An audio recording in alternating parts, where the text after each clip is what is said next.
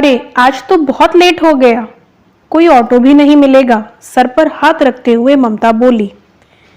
सूरज, क्या हुआ? परेशान लग रही हो? अरे कुछ नहीं, आज बस इतना लेट जो हो गया है ऑफिस में। अब ऑटो मिलने में भी प्रॉब्लम होगी, बस उसी की टेंशन हो रही है। कोई बात नहीं, अगर कोई प्रॉब्लम ना हो तो मैं तुम्हें ड्रॉप कर दूंगा, परेशान मत हो। सूरज बोला। नहीं, कोई बात नहीं, मैं मैनेज कर लूंगी। डोंट बी फॉर्मल, काफी लेट हो गया है, सेफ नहीं है तुम्हारे लिए, मैं तुम्हें ड्रॉप कर दूंगा। मुझे एड्रेस बताओ, सूरज ने कहा। ममता तैयार हो जाती है। अब जब वो दोनों घर पहुंचते हैं तो ममता उसको थैंक्स करती है और चाय ऑफर करती है। सूरज को भी काफ़ी थकावट लग रही थी और भूख भी लग रही थी, इसलिए वो चाय के लिए तैयार हो जाता है। ममता अपने घर में अपनी माँ और अपनी छोटी बहन के साथ रहती थी। उसके पिताजी का काफ़ी पहले ही देहांत हो गया था। माँ और छोटी बहन की जिम्मेदारी उसके ऊपर ही आ गई थी, इसीलिए उसने अब तक शादी भी नहीं की थी। नेक्स्ट डे जब ऑफिस की छुट्टी होती है तो सूरज ममता को देखकर कहता है, आइए मैं आपको ड्रॉप कर देता हूँ। पहले ममता मना करती है, फिर ज्यादा इंसिस्ट करने पर तैयार हो जाती है और बाइक पर बैठ जाती है। फिर तो ये जैसे रोज का ही सिलसिला बन जाता है। वक्त बीतने के साथ दोनों एक दूसरे का साथ अच्छा लगने लगता है। ममता, जिसने घर की जिम्मेदारियों में कभी अपने बारे में नहीं सोचा, अब उसकी भी ख्वाहिशें परवान चढ़ने लगती हैं। धीरे धीरे वे दोनों और करीब आ जाते हैं। ममता मन में सोच लेती है कि श्रद्धा की शादी के बाद सूरज के साथ अपनी आगे की जिंदगी के बारे में सोचेगी और सही वक्त देखकर माँ से बात कर लेगी। एक दिन ऑफिस से लौटकर खाने की टेबल पर माँ से बात करने की सोचती है तो अचानक उसकी माँ ही बोल पड़ती हैं, बेटा मुझे तुमसे एक ज़रूरी बात करनी है। माँ से पूछती है, बताइए क्या बात है? माँ बोलती हैं, बेटा अब पानी सर से ऊपर होता जा रहा है।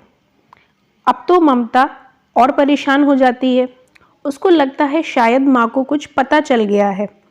फिर भी वह हिम्मत जुटाकर पूछती है, मतलब क्या मतलब माँ, बताइए। बेटा श्रद्धा और सूरज के बीच में काफ़ी कुछ चल रहा है। किसी भी चीज़ की अति ठीक नहीं होती है। कई बार मैंने उन लोगों को कमरे में अजीब इतना सुनने की देर थी।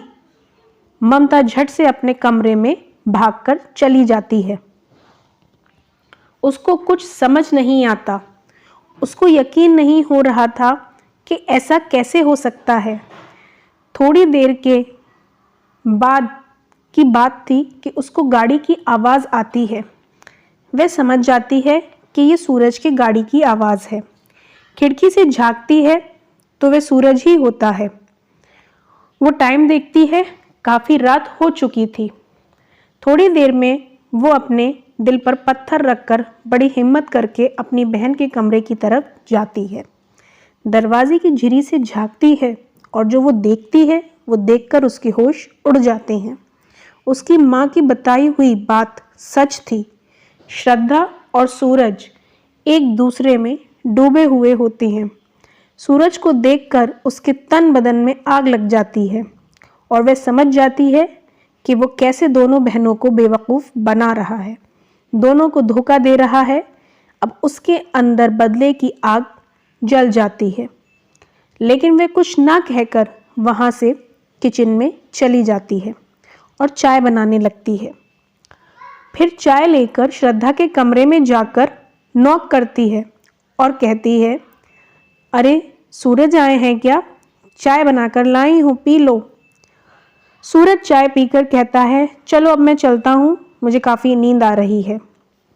और वह अपनी गाड़ी से घर चला जाता है। अगले दिन सुबह अखबार में खबर छपती है, एक युवक की टैंकर से टकराकर दर्दनाक मौत हुई।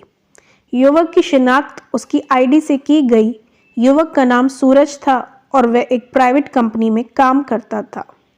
ममता अखबार पढ़कर नींद की गोलियों की खाली शीशी जो उसके हाथ में थी उसे देखकर कटुलता से हंसती है। आई होप आपको कहानी अच्छी लगी होगी। कहानी अच्छी लगी हो तो प्लीज़ लाइक करें और उसे शेयर करें अपने फैमिली में, रिलेशन में, और प्लीज़ चैनल को सब्सक्राइब करना ना भूलें। मैं फिर आऊँगी एक और अच्छी ट्विस्ट वाली स्टोरी के साथ। तब तक के लिए बाय।